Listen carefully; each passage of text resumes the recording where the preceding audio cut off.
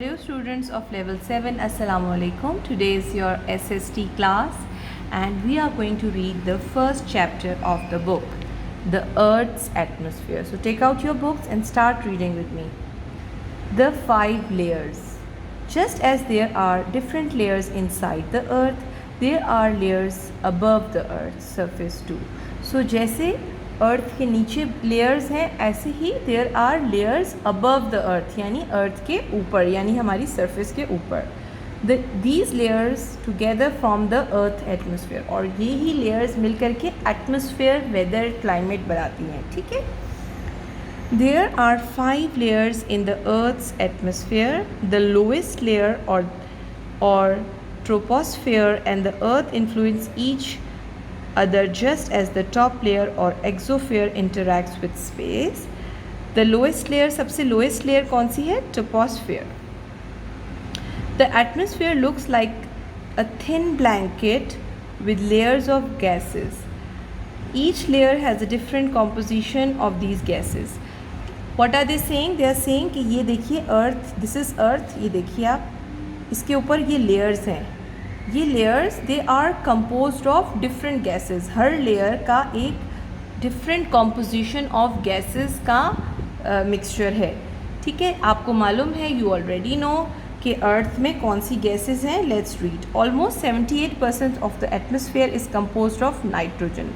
Nitrogen gas है is 78%, while 21% is oxygen. Oxygen, you know, it is a gas.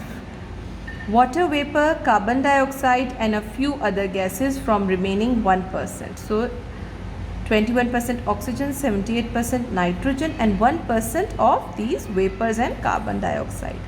The presence of water vapors is very important as it helps to form clouds and cause rainfall. Water vapors क्या होते हैं? Water vapors, you know, कि जो अर्थ में हमारे पानी है, सी होते हैं या लेक्स होती हैं, वाटर वेपर्स क्या होते हैं? वो वाटर उसमें से गैस फॉर्म में ऊपर हॉट होके ऊपर चला जाता है. And you know it is very important for rainfall. आपने ये साइकिल ऑफ रेनफॉल में पढ़ा है अपनी प्रीवियस क्लासेस में. The 5 layers. The 5 layers of the earth atmosphere are listed in top down order below with the distance to the earth. अब ये distance है अर्थ से, ये कितनी दूर है. सबसे जो टॉप मोस्ट लेयर है वो एक्सोस्फेयर है और ये अर्थ से 700 to 10,000 किलोमीटर्स फार है. फिर थर्मोस्फेयर, मेसोफेयर, स्ट्रेटोस्फेयर, ट्रोपोस्फेयर. ठीक है. You have to read this thoroughly ताकि आप इसको समझें. दिस इज़ अ वीडियो, इतनी ज़्यादा explanation is not possible.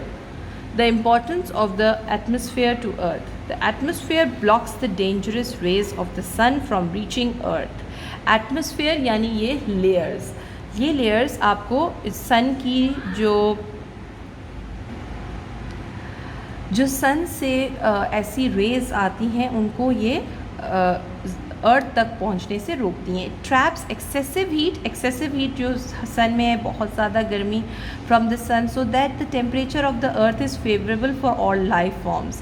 Because you know कि अगर सन का हीट बहुत ज़्यादा हम तक पहुंचेगी या जो लाइफ जैसे लिविंग थिंग्स है उनके लिए पॉसिबल नहीं होगा सर्वाइव करना, तो वो एक्सेसिव हीट जो बहुत ज़्यादा गर्माइश होती है हीट की वो एब्जॉर्ब कर लेती है. It is mainly the ozone layer which filters harmful ultraviolet radiations from the sun before it reaches the earth. Ozone layer is a layer that absorb the जो सन की जो रेडिएशंस होती हैं, अल्ट्रावायलेट रेज हैं, उनको हम तक पहुँचने से बचाती है. Without ozone it would be very difficult for anything to survive. अगर if there is no ozone layer it will not be possible for us to survive, यानी हमारी लाइफ पॉसिबल नहीं होगी ओजोन लेयर के बगैर. The oxygen, nitrogen and carbon dioxide is the atmosphere are essential for plants and living thing. These 3 gases are essential for the plants and animals. You have read it in science.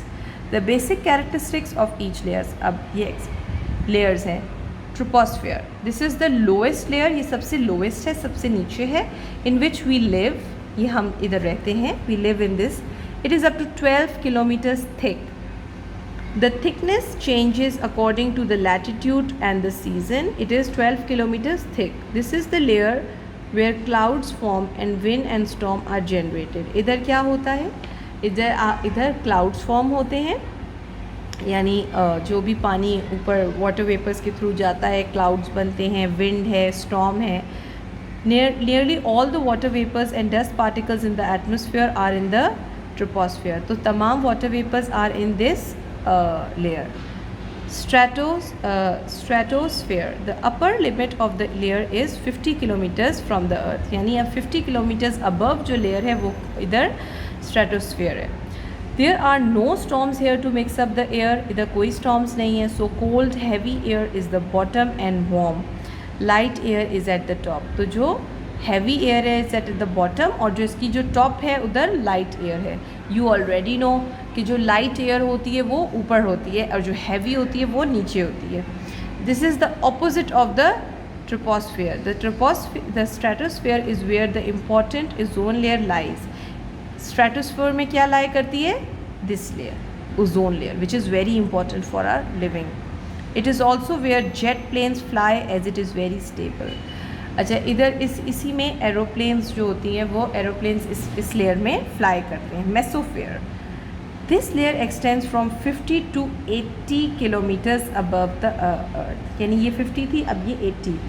This layer contains many gases but the air is thin. ये इधर की air कैसी है? Thin है. Which makes it impossible to breathe. यानी इधर हम लोग वी कैन नॉट ब्रीथ, हम इधर सांस नहीं ले सकते. Here the temperature again decreases. Temperature decreases means that it is cold over there with increase in height, because as we move from the earth, जितना हम above जाते जाएंगे, जितना हम ऊपर जाते जाएंगे, the temperature will fall. Meteors, commonly known as shooting stars, burn up in the layer leaving fairy tales. अगर आपने शूटिंग स्टार्स देखे हैं, समटाइम्स जो शूटिंग स्टार्स जिसको हम कहते हैं सितारा टूटना जिसको बोला जाता है, देखे होंगे, तो ये इस लेयर में burn up होते हैं shooting stars. Thermosphere, the thermosphere begin at 80 kilometers above the earth and extend to 500. यानी 80 kilometers above earth से शुरू होती है and 500 kilometers तक इसकी range है. The sun affects the temperature of this air, so it's 200 degrees Celsius hotter in daytime than at night. So this is much of the X-ray and UV radiations from the sun is absorbed in thermosphere. अब सन के करीब है तो सन से मतलब सन की जो rays आती हैं UV और X-rays, जो रेज़ रेडिएट होती हैं उनको एब्जॉर्ब इधर कर लिया जाता है, ये अर्थ तक नहीं पहुंचती हम तक. The space shuttle orbits in this layer. Exosphere, this is the outer layer of the atmosphere and closest to the space. ये सबसे क्लोज है स्पेस से. It is 700 to 1000 kilometres away from the earth. इस upper boundary is at 10,000 kilometre. यानी कि जो इसकी upper most body है अपर, ये 10,000 किलोमीटर्स ऊपर, और ये कहाँ से स्टार्ट हो रही है? 700 से. It is mainly made up of hydrogen and helium. ये कौन सी गैसेस से बनी है? Hydrogen and helium. But their molecules are very far apart, so it is almost vacuum. The Hubble telescope orbit the Earth in the exosphere. So ये basically space का हिस्सा आ जाता है और इधर Hubble telescope orbits the Earth in the exosphere. ठीक है, तो till here we have read it at home, understand it. If there is any problem, ask. In the next class I will start this topic. Thank you.